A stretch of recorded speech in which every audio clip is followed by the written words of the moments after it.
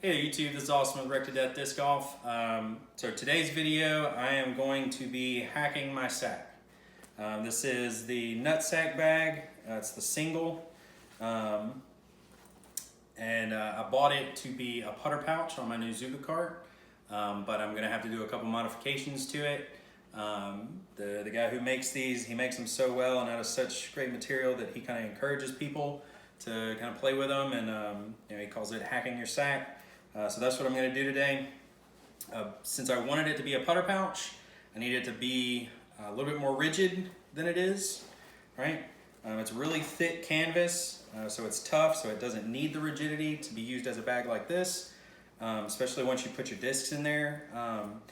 But as a putter pouch, I want it to be at least strong in the back here where it's going to be sitting against the cart. So I have stolen this little piece of a plastic cutting board from the kitchen with my wife's permission. So I don't know, maybe that's not stealing if I got it with permission. So, but the plan is where the flap attaches here, it's sewn. Is that in the shot? Okay. So the flap is sewn inside of this inner lining and the outer lining. So if I just pop these seams, I should be able to slide this in here, sew it with a machine or hand sew this back, give this a little bit of rigidity. I'm also going to be making 2 horizontal slits in the canvas back here. And then I'm going to steal some of this nylon strap and sew it into place to reinforce those holes. And then then that's where I'll slide the pole for the Zuka cart in, and it'll sit on this pole with a rigid back. And hopefully that'll be kind of exactly what I'm looking for. And I'm really excited about the way that's gonna look on the cart. So it's my first try at kind of sewing and modifying fabric. So we're gonna give it a shot, see what happens. Like I said, these are really well made bags. So on the one hand, I hate to cut into it and do anything with it, but on the other hand, I also need it to fit my needs. So here I go. I'm using, my wife tells me, is called a seam ripper. And you just, so it's in shot, I'm sticking this long end underneath the thread, and it's just popping it right out for me.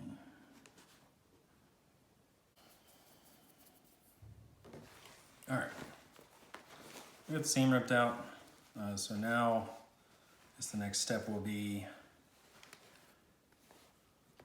cutting these horizontal slits and sewing these little nylon pieces onto the back. Then once that's secure, then put the structure in, then close it out, and it'll be done. All right, so this is kind of the general layout of the holes. Tried to get it about center, but it doesn't look center to me, so I'm gonna look at it one more time before I actually do the cuts. Try to get it here to here. All right, and I'm not too worried about these marks because they're gonna be covered up with the nylon anyway, so. All right, let's get brave and make a cut.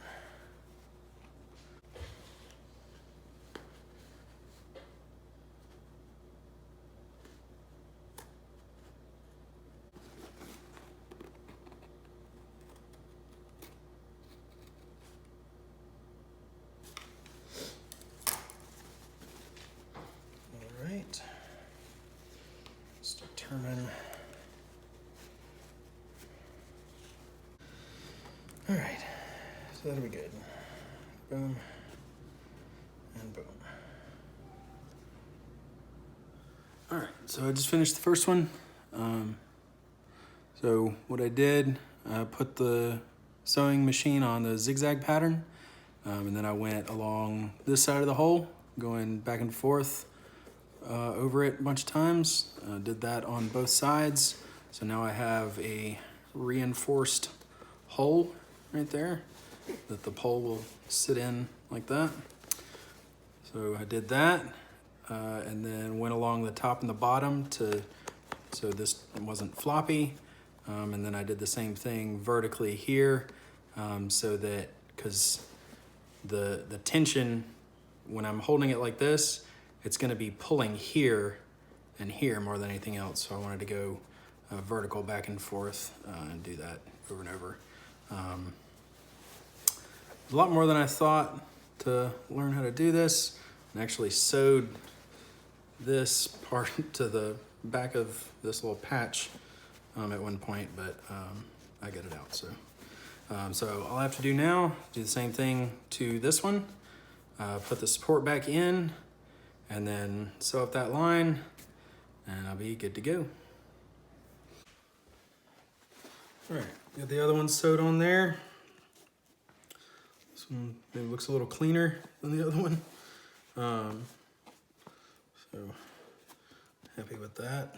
And it does fit the pole. I put it on there and it's just kind of lumpy, but hopefully this will do the trick of make it a little more rigid and make it sit up how I want it to on that pole. So now last step, put this in. So just need to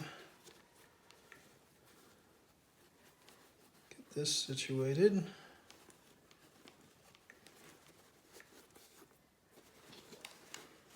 That. All right, and then all I'll need to do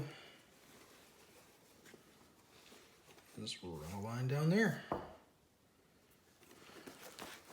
It'll be back together with the rigid back in it. There we go. Just like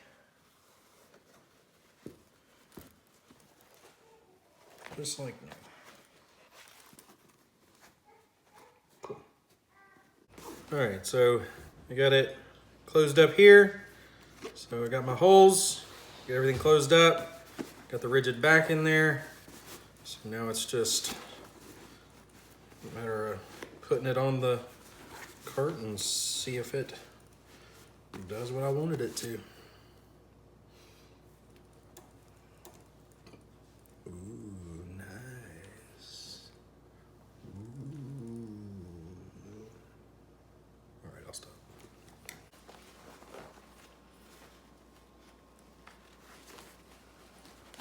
May have made the holes too perfect. There we go. In there. Back out of this one. And then in here. All right. Let's see.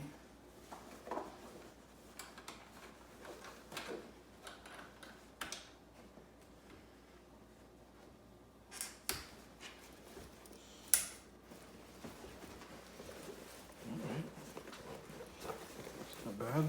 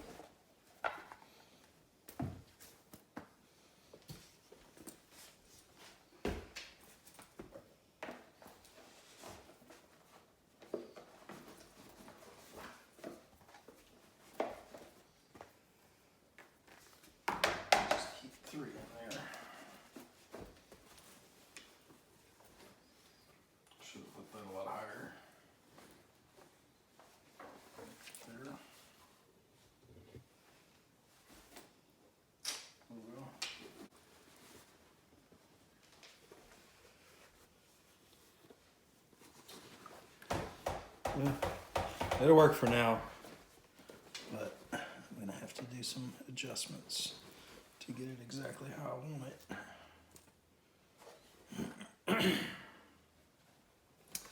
That's okay, that'll work for now. I really just needed it to hold 2 or 3.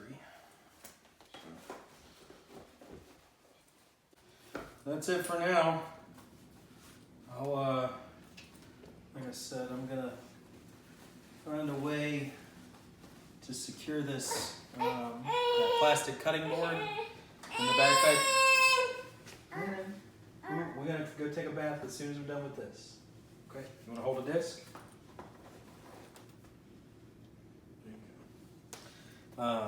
So I'm gonna find a way to secure this cutting board so that it doesn't slip down like that.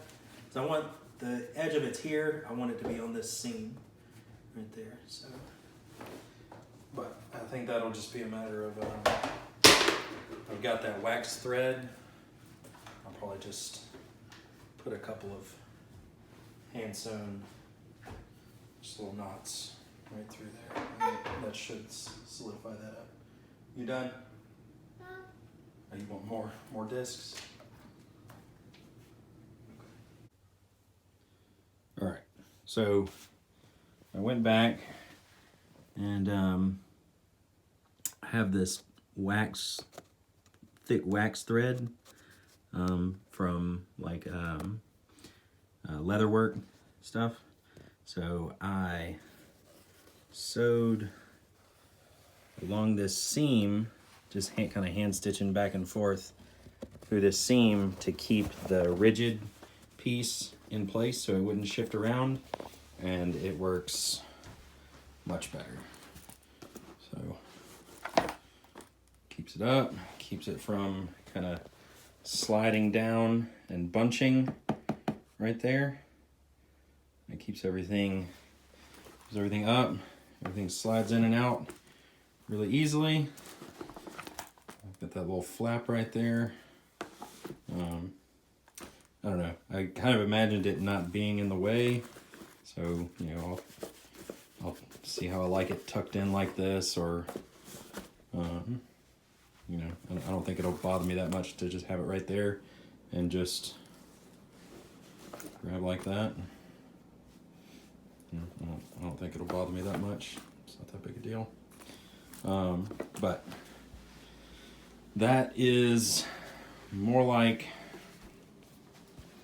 what I imagined it looking like. And then I looped the strap around the other side. That won't get in the way or bother me.